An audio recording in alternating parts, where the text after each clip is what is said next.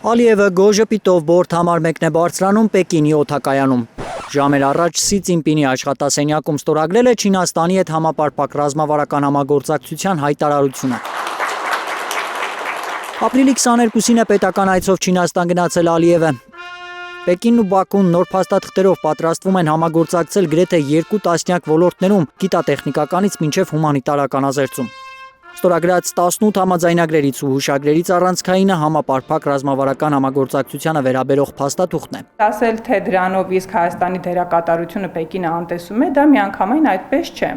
Ցինպինի կաբինետում ընդլայնված կազմով հանդիպմանը արձանագրվեց, որ Պեկին-Բաքու հարաբերությունները նոր էջ են թևակողում։ Այդ լայն դուռը Ադրբեջանի առաջ բացվել է 2018-ից, հետո նկատում է Հայաստանի առևտրաարդյունաբերական պալատի հայ-չինական տնտեսական հարաբերությունների զարգացման հանձնաժողովի նախագահ Ռուզաննա Մալխասյանը։ Խորացել եւ սկսել են զարգանալ այն ժամանակահատվածից, երբ Հայաստանը իր դիրքերը թույլատրել է Չինաստանի հետ համագործակցության ընթացքում։ Չինաստանը էներգետիկ գործընկեր է ստանում այս տարածաշրջանում, ոգևորված գրում է ադրբեջանական մամուլը, ըստ որի Ադրբեջանը Ասիա մուտք գործելու նոր հզոր հարթակ է ստանում, բայց Մալխասյանը վստահ է, ամեն ինչ այդքան էլ պարզ չէ։ Պեկինը զուտ Ադրբեջանի հետ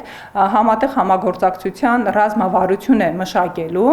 եւ որքան ժամանակում դա կմշակվի, թե ինչ կլինի, ես չեմ կարող ասել, դա կախված կլինի նաեւ Ադրբեջանի պատրաստակամությունից։ Չինաստանի հարցերով փորձագետն ասում է, թյուր կարծիք է այն, որ Չինաստանն այս տարածաշրջանում իրեն գործընկեր է ընտրել Ադրբեջանին։ Չինաստանը Հարավային Կովկասում չի ընտրել, ավելի քան վստահ եմ, Ադրբեջանին որպես գործընկեր, որովհետև դեռևս 2015 թվականից Հայաստանը հայտ է ներկայացրել անդամակցելու գոտի եւ ճանապարհ մեգանախագծին։ Գաղտնիք չէ, Չինաստանի դարի ծրագիր համարվող մեկ գոտի մեկ ճանապարհը հենց այս կողմերով է անցնում Կենտրոնական Ասիան Եվրոպային կապելու համար։ Դրա կարևորագույն հանգույցներից է Սյունիքը։ Այստեղ ամենակարևոր հանգամանքը այն է, որ Հայաստանի ներկայիս իշխանությունները պետք է պահպանեն Սյունիքի մարզը ամբողջությամբ, որպեսզի մենք կարողանանք ի վերջո իրականացնել գոտի եւ ճանապարհ մեգանախագծին միացումը։ Ադրբեջանի ծավալապաշտական երազանքով մի օր ինքնետիրելու Սյունիքին եւ Չինաստանի մեգանախագիծն անցնելու է իր դռնով։ Ադրբեջանի նկրտումները գոտի եւ ճանապարհ մեգանախագծին Հարավային Կովկասում դա այնպիսի նկրտումներ են, որ իրենք ցանկանում են տիրանալ գոտի եւ ճանապարհի հայաստանյան հատվածին, ձեռք բերելով Զանգեզուրի միջանցք ասվածով Սյունիքի մարզը։ Անկախ Պեկին-Բաքու համապարփակ փաստաթղթի ստորագրումից Չինաստանը չի հրաժարվելու Հայաստանով անցնող ճանապարհից, վստահ է փորձագետը։ Լիահույս եմ, որ Չինաստանը մեզ դուրս չի թողի, Հայաստանին դուրս չի թողի գոտի եւ ճանապարհ մեգանախագծից, որովհետեւ Հայաստանի եւ Չինաստանի միջև եւ դիվանագիտական եւ տնտեսական հարաբերությունները զարգացած են եղել դեռևս մեր թվարկությունից առաջ երկրորդ դարից, երբ որ Ադրբեջան գոյություն չի ունեցել, իսկ Չինաստանը շատ